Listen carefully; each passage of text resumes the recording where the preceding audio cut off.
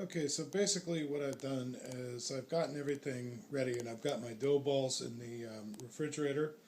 They need to cool for about an hour according to this recipe, um, but up to 2 days, so you can keep them for a while. I really like almonds and I like that flaky flavor in a crust, so I decided to go ahead and add almonds. And the recipe calls for a half cup of almonds to 2 cups of flour for a total of 2.5 cups. And then let's see, a cup of butter. I doubled the recipe, and I'm hoping that's going to work out. It definitely is more difficult for the mixing, but I did something interesting. Rather than try to do it with this silly little hand mixer that I have here, I went ahead and I used these two knives in sort of a scissor slicing method. And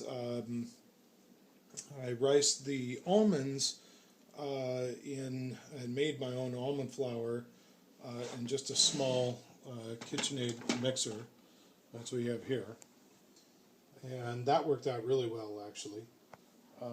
I went ahead and used salted almonds, which probably a lot of people would shy away from, but this is pretty simple. Blue Diamond roasted almonds. So smoked and roasted. I like that flavor. We're going to see how it ends up. I did not add any salt, but I used salted butter. So this is another, these are kind of no-nos on the recipe, but I've never been one to follow a recipe very well. I like to try my own thing. It's the only way you can really find out if something's going to work. So anyway, next thing I'm going to do now is start working on the apples, and that is definitely something I'm not going to consult the recipe for, and we'll just have to see how that goes. We'll check in when we're done with that. Okay, a few more quick notes.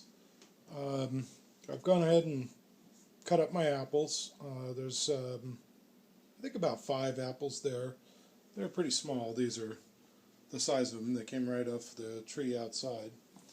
And I've done something interesting. I wanted to make sure that I had enough. So one thing I did, of course, is just cut them up and lay them in the pie dish.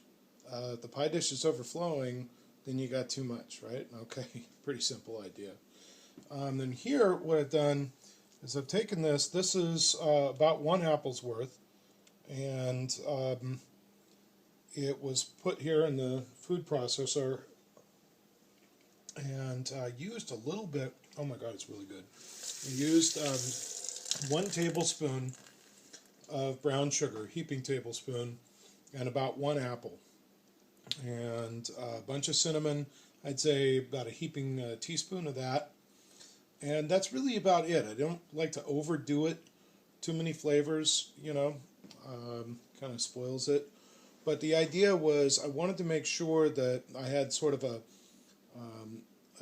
slush into it. I don't want to make it too wet, but I want to make sure that the flavors are fully integrated, in there. And I want it to have a sort of a saucy flavor, but I also want it to stand up.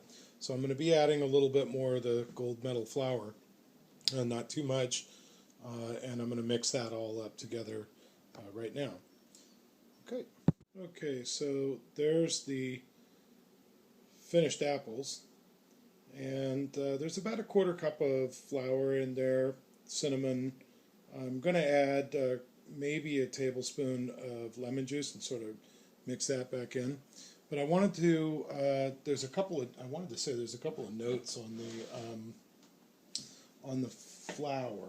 One thing I left out was I did add 2 tablespoons of brown sugar, and this is kind of a mix of 2 different schools of thought. One, they use the white sugar, and the other use brown sugar.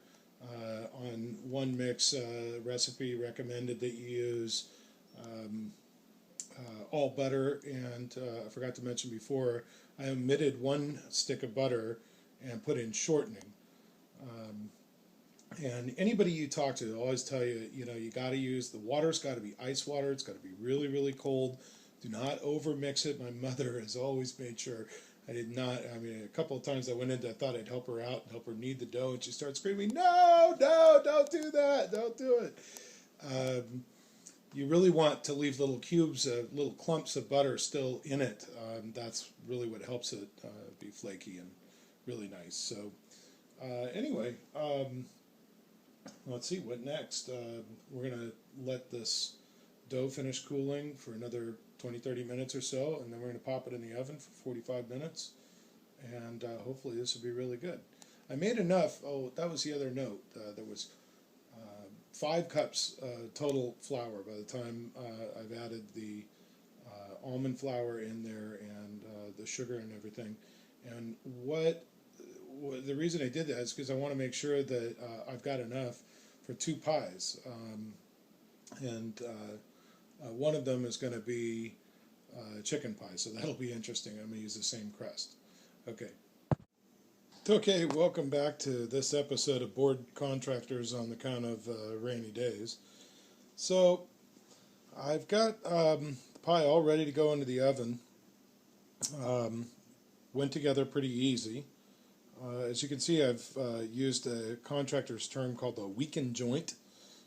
This is typically used on concrete, where you weaken the concrete so it cracks where you want it to.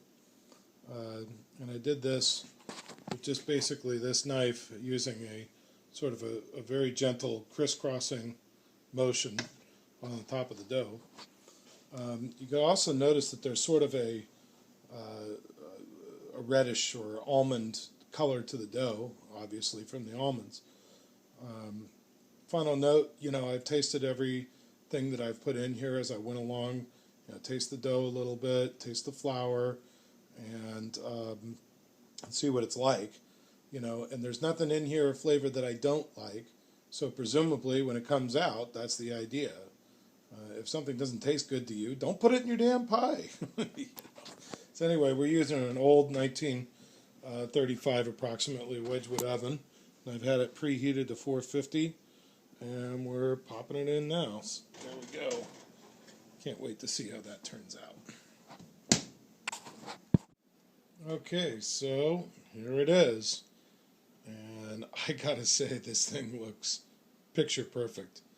And I nibbled a little tiny flake off of the side there and checked out the flavor, and oh my god, it's so good. Anyway, can't wait to eat it. Nom nom nom nom nom.